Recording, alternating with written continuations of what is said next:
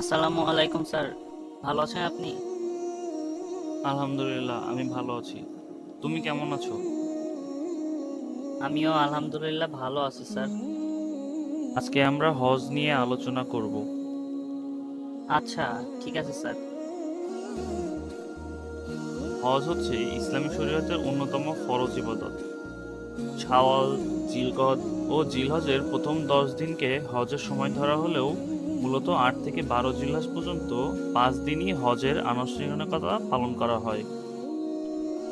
হজের নির্ধারিত স্থান হলো কাবা শরীফ, সাফা মারওয়া, মিনা, আরাফা ও মুজদালিফা। হজের প্রতি গুরুত্ব আরোপ করে আল্লাহ তাআলা পবিত্র কুরআনে সূরা হজ নামে একটি সূরা নাজিল করেছেন। মহান আল্লাহ তাআলা পবিত্র কুরআনে হজের নির্দেশ দিয়ে বলেন, মানুষের মধ্যে যার যেখানে যাওয়ার সামর্থ্য আছে, আল্লাহর উদ্দেশ্যে ওই গৃহের হজ করা তার অবশ্য কর্তব্য। সূরা আলে ইমরান আয়াত নাম্বার 97। স্যার, হজের তো বিভিন্ন কার্য দিবসে বিভিন্ন কার্যাবলী আছে, ওইগুলো সম্পর্কে একটু আলোচনা করেন। হ্যাঁ, হজের প্রথম দিন অর্থাৎ মিনার উদ্দেশ্যে যাত্রা। 8 জিলহজ থেকে 12 জিলহজ পর্যন্ত এই 5 দিনকে হজের দিন বলা হয়। 8 জিলহজ সকালে হাজীগণ ইহরাম বাঁধা অবস্থায় মিনার উদ্দেশ্যে রওনা হবেন। 8 জিলহজের জোহর, আসর, মাগরিব, ইশা এবং 9 জিলহজের ফজরের নামাজ মিনায় আদায় করা হয়।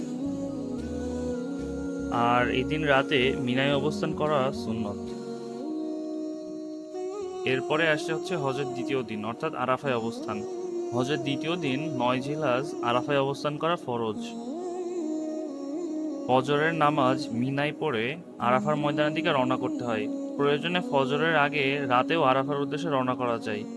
আরাফার ময়দানে দুপুর 12টার পর থেকে সূর্যাস্ত পর্যন্ত অবস্থান করতে হয়। আর আরাফার ময়দানে দোয়া কবুল হয়। এরপরে আসা হচ্ছে মুজদালিফায় অবস্থান। মিনা ও আরাফার মাঝখানে অবস্থিত ময়দানের নাম হচ্ছে মুজদালিফা। এখানে 10 জিলহজ রাত অর্থাৎ 9 জিলহজ দিবাগত রাত অতিবাহিত করা হাজিদের জন্য ওয়াজিব। মুজদালিফায় পৌঁছে এশার ওয়াক্ত হলে এক আজান ও এক ইকামতে প্রথমে মাগরিবের ফরজ, তারপরে এশার ফরজ পড়তে হয়। এরপরে মাগরিব ও এশার সুন্নত এবং বিতর পড়তে হয়। মাগরিব ও এশার সালাত আদায়ের পর সুবে সাদিক পর্যন্ত মুজদালিফায় অবস্থান করা সুন্নাতে মুয়াক্কাদা। এখানে সুবে সাদিক থেকে সূর্যোদয় পর্যন্ত অবস্থান করা ওয়াজিব। এই রাতে জাগ্রত থাকা ও ইবাদতে নিমগ্ন থাকা মুস্তাহাব।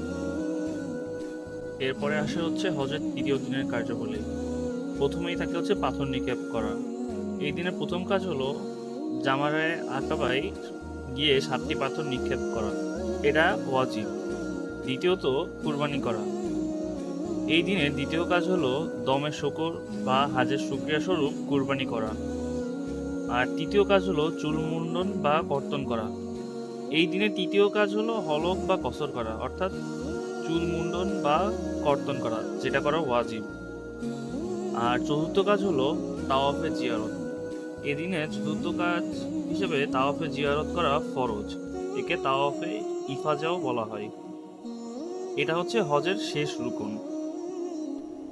এরপরে হজের চতুর্থ দিন অর্থাৎ মিনায় রাত যাপন এবং পাথর নিক্ষেপ। 11 জিলহজ মিনায় রাত যাপন সুন্নত। এদিন মিনায় 3 জামারায় পাথর মারা ওয়াজিব।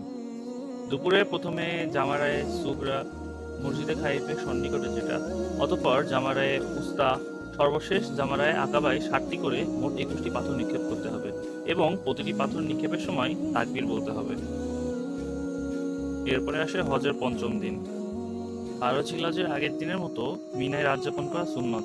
মিনায় 3 জামারায় পাথর নিক্ষেপ করা ওয়াজিব। স্যার, তাহলে হজের সর্বশেষ কার্যাবলী কি বিদায়ী তাওয়াফ? হ্যাঁ, পবিত্র মক্কা থেকে বিদায়ের আগে বিদায়ী তাওয়াফ করা ওয়াজিব।